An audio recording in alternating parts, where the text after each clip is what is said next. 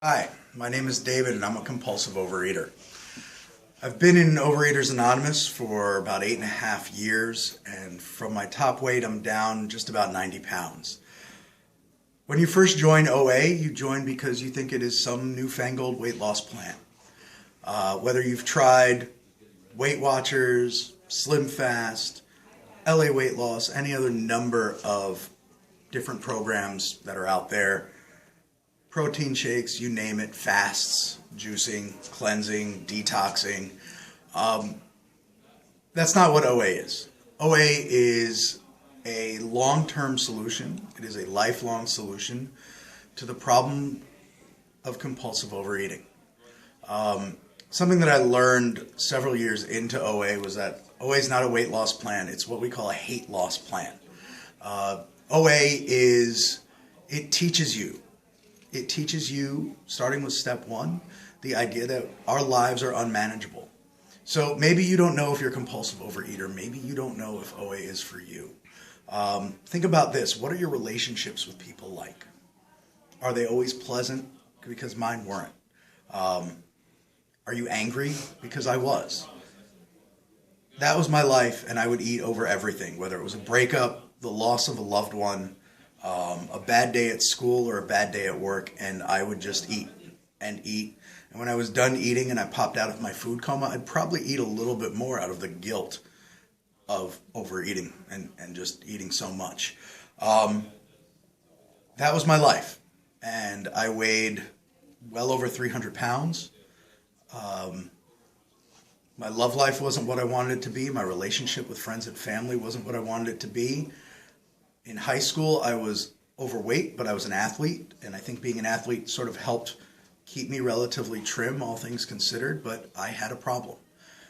I still have a problem. I am a compulsive overeater. 8 years into program, I'm a very different person today. I don't argue with people. I don't complain as much. I look at what my sponsor calls my side of the street. You may have heard the term, it takes two to tango. That's absolutely true. In almost all things, it's absolutely true. You need to take a look at your side of the street. If you're doing the right thing for yourself and you're doing the right thing for others, then you should be content and truly happy with who you are and what you do. I don't think I would have gotten to this point in my life. I don't think I would have met the woman that I think I'm going to marry without having gone through OA.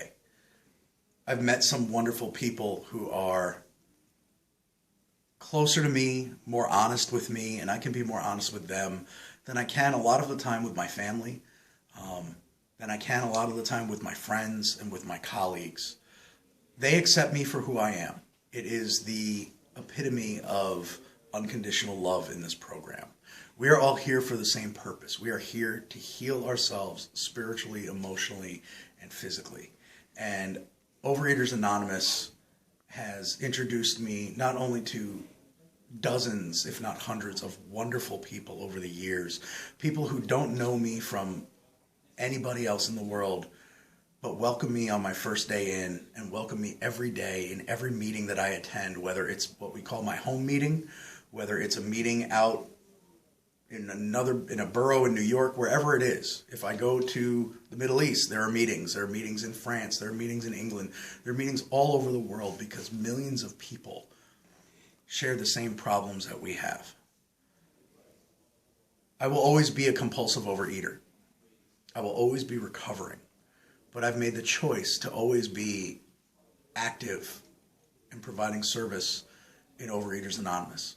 It helps me to grow. It helps keep me sort of on the straight and narrow. And it really helps to remind me that I'm not alone in this problem. So if you think you may be a compulsive overeater, go to oahelps.org. You can go to Overeaters Anonymous online. You can Google it. You can Google just about everything. Find a meeting. Go to a meeting. If you're not thrilled with your first meeting, that's okay. Go to another one. Go to 6 meetings before you figure out if OA is right for you. Thank you and welcome.